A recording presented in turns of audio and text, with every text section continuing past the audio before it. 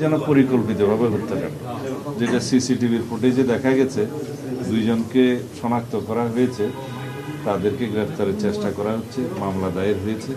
কিন্তু এর সাথে আমরা মনে করি যারা নির্বাচন বিরোধী, গণতন্ত্রের বিরোধী শক্তি, পতিত ফেসিবাদী শক্তি এবং তাদের দোসররা, তারা তাদের ষড়যন্ত্রের অংশ হিসাবে এরকম আরও অনেক ঘটনা হয়েছে এবং সামনে হয়তো তাদের সেই পরিকল্পনা আছে। যারা গণতন্ত্র চায় না, নির্বাচন চায় না এবং নির্বাচনকে যারা অনিশ্চিত করতে পারলে লাভবান হবে, সেই জাতীয় কোনো অপশক্তি এর পিছনে আছে কিনা সেটা খতিয়ে দেখতে হবে। তবে আমরা ঘটনার সুষ্ঠু তদন্তের জন্য দাবি করেছি এবং একটা দৃষ্টান্তমূলক যাতে শাস্তি নিশ্চিত করা যায় সেরকম বিচারের দাবি করছি। এখন স্বরাষ্ট্র মন্ত্রণালয়ের কাছে আমরা অনুরোধ করেছি, দাবি জানিয়েছি যাতে এটা খুব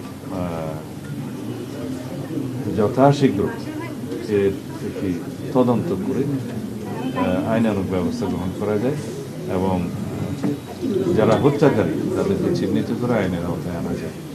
আমার মনে হয় এই জাতীয় কিছু ঘটনাবলীর মধ্য দিয়ে পতিত স্বৈরাচারী ফ্যাসিবাদী শক্তি এবং অগণতান্ত্রিক শক্তি হয়তো নির্বাচনকে কণ্ঠকাঠিন্য করতে চায়, যেটা সফল হবে না।